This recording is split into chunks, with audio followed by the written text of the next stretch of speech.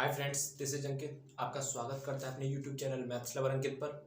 तो जैसा कि हमने लास्ट लेक्चर में डिस्कस किया था, position of point with respect to a circle. एक सर्कल के रेस्पेक्ट में पोजीशन जो है किसकी, पॉइंट की, कितनी हो सकती हैं। तीन पोजीशन मैंने बताई थी, या तो आउटसाइड द सर्कल होगा, या ऑन द सर्कल होगा, या इनसाइड द सर्कल होगा। कैसे हमने निकाला था? हमने निकाला था with the help of power of point. उस पॉइंट को हमने उस सर्कल की इक्वेशन में रखा था। चार इक्वेशन में से आपको कोई भी इक्वेशन मिल जाएगी वहां पर, और आपको उस पॉइंट को उसमें रखना है। आपकी वैल्यू या तो इक्वल टू जीरो आएगी, या ग्रेटर देन जीरो आएगी, या लेस देन जीरो आएगी। तो आज हम उससे ही मिलता जुलता एक नया टॉपिक पढ़ने वाले हैं, that is position of line with respect to a circle. With respect to a circle, ये शॉर्ट फॉर्म है विद रेस्पेक्ट टू का। तो हमने लास्ट लेक्चर में पॉइंट के बारे में बात किया था, अब हम बात करें क्या, लाइन के बारे में। तो जैसे आपका जो पॉइंट था उसकी तीन पोजीशन बन रही थी, या तो आउटसाइड द सर्कल था, या इनसाइड द सर्कल था, या ऑन द सर्कल था। सेम आपकी लाइन की इक्वेशन बनेगी, या आउटसाइड द सर्कल होगी लाइन, या इनसाइड द सर्कल होगी, मतलब कि उसको काटती हुई जाएगी। दिखाता हूँ मैं आपको, या तो कोई लाइन आपकी ऐसे होगी, या कोई लाइन आपकी ऑन द सर्कल होगी, या आपकी इनसाइड द सर्कल, मतलब उसको काटती हुई जाएगी। तो ये तीन केस बन सकते हैं, इसके अलावा कोई केस कोई नहीं बन सकता, ओनली थ्री केसेस। तो एक बात बताइए, जब सर्कल को कोई लाइन ऐसे काटती है तो इसको क्या बोलते हैं? सीकेंट। क्या बोलते हैं? क्या बोलते हैं? सीकेंट। जब ये इसको ऐसे टच करती हुई आती है तो क्या बोलते हैं? टेंजेंट। क्या बोलते हैं? टेंजेंट। ये क्या है? नाइदर टेंजेंट नॉर सीकेंट, कुछ भी नहीं है, सिंपली एक लाइन है जो कि ना टेंजेंट है ना ही सीकेंट है। इतना समझ में आया? नाउ अब हम ये बात करने वाले हैं कि आपकी जो ये लाइन है, ये हम ना तो इसके बारे में फोकस करेंगे, ना हम इसके ऊपर फोकस करेंगे।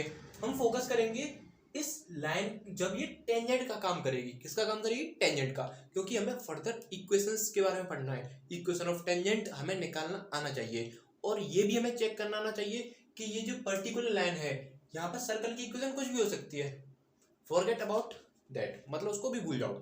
तो सर्कल की इक्वेशन कुछ भी हो सकती है भाई, हमको क्या करना है, आना चाहिए निकालना कि ये जो लाइन है ये सर्कल पर टेंजेंट होगी या नहीं। तो हमको क्या करना है, एक बात बताइए, इस सेंटर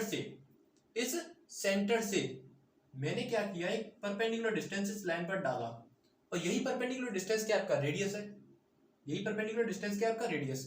तो मैंने बोला कि इस सेंटर से, ये जो सेंटर है, इस सेंटर से यदि इस लाइन पर आपने स्ट्रेट लाइन जब पढ़ा होगा तो आपने पढ़ा होगा perpendicular distance of A point, मतलब कि सेंटर फ्रॉम ए लाइन।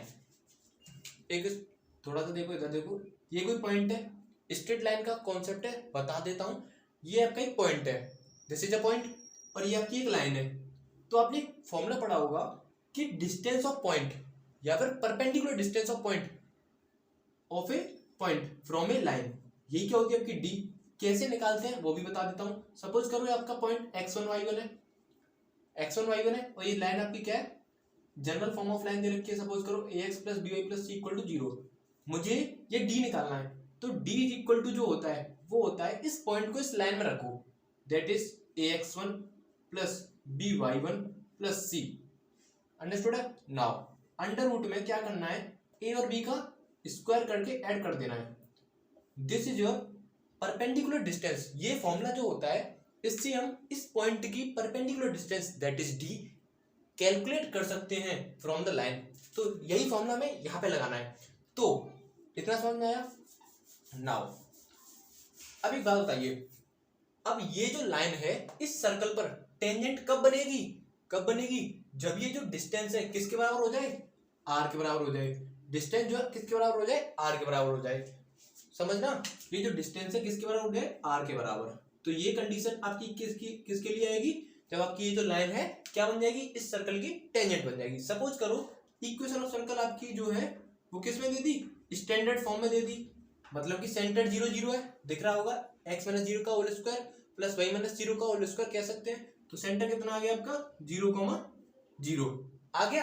अब 0,0 की इस लाइन से परपेंडिकुलर डिस्टेंस कैसे निकालते हैं? 0 को इसमें पुट करो इसमें जरा, 0 इसको इधर ले आओ, 0 माइनस सी, 0 रखा इधर minus C.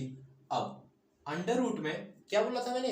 a square plus B square, तो इधर ए क्या है आपका m और b क्या है आपका 1, मतलब भाई ऐसे देखो ना इसको, ax plus B Y plus C equal to क्या था 0 था, इसको जरा उस फॉर्म में लिखो mx minus Y plus C is equal to 0। General form में यदि मैं इसको लिखूंगा तो ऐसे तो लिखा जाएगा। अब a बराबर आपका m हो गया m स्क्वायर प्लस 1 का होल स्क्वायर मतलब 1 आया।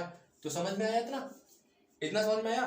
तो मैंने क्या बोला था भाई, और ये क्या आपका मैग्नीट्यूड। तो कोई भी जो लाइन है, कोई भी जो लाइन है वो एक सर्कल पर क्या काम करेगी, टेंजेंट का। कब करेगी, जब उसका perpendicular distance of centre from that line किसके बराबर हो जाएगा, आपका रेडियस के बराबर हो जाएगा। और ये डिस्टेंस कैसे निकालेंगे, ये हमने फॉर्मूला पढ़ के रखा है, distance of A point from A line. ये फॉर्मूला है, इसको मतलब कि सिंपली आप याद रखना 0,0 को इसमें रखना और अंडर रूट में जो x और y का जो कोएफिशिएंट है उसका स्क्वायर करके ऐड कर देना, जैसे कि m स्क्वायर प्लस y का कोएफिशिएंट 1 स्क्वायर। अब ये आपका r के बराबर हो जाएगा। अब ये मॉड का क्या मतलब होता है, माइनस का वैल्यू है तो प्लस का हो जाएगा, तो माइनस का सी है तो प्लस का आ जाएगा।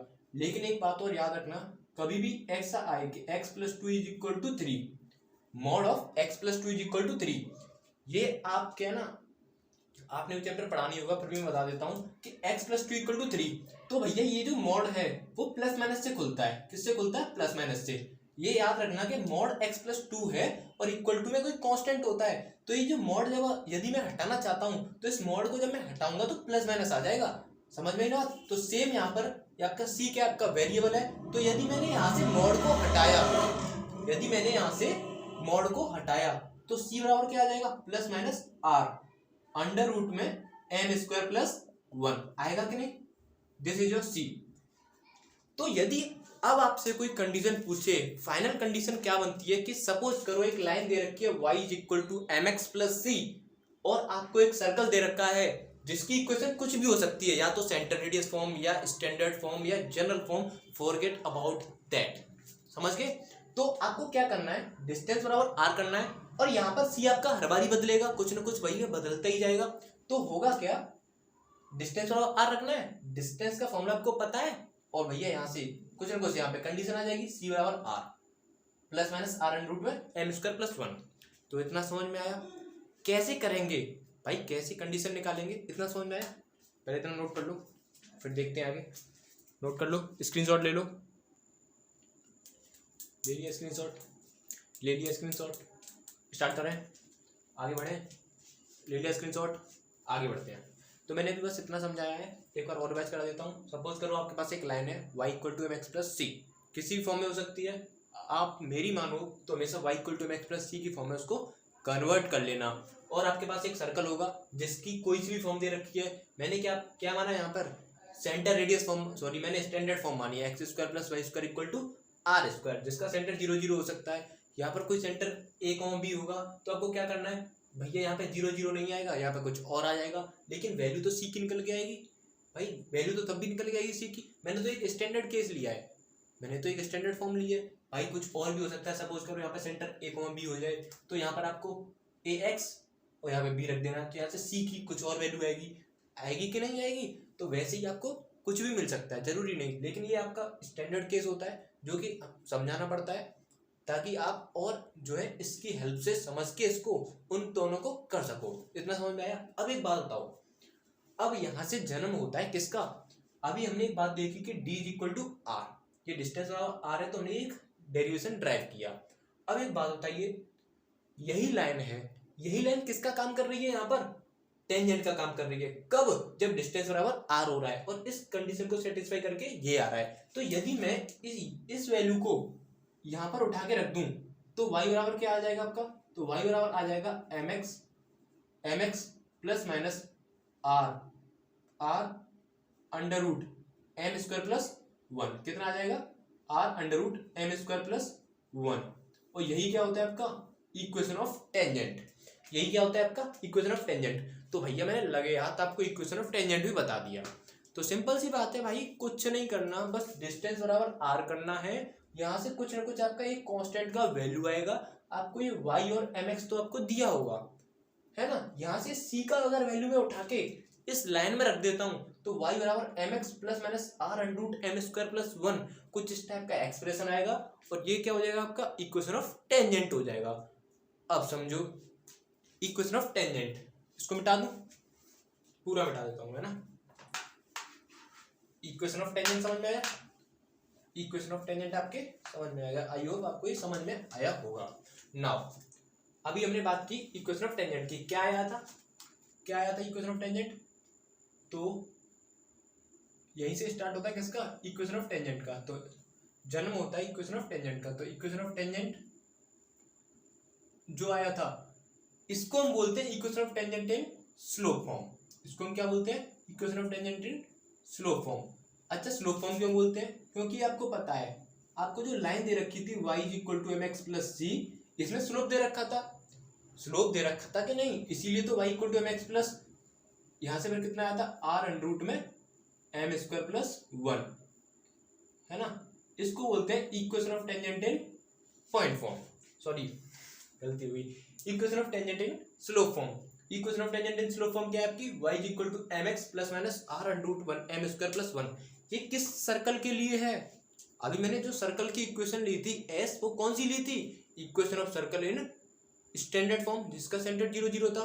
अब ये जो इक्वेशन है आपको डायरेक्ट याद रखो, रख सकते हो, वरना आप मेरी मानो तो आपको हमेशा पता होना चाहिए कि क्या स्टेप होते हैं किसी भी टेंजेंट की इक्वेशन निकालने के।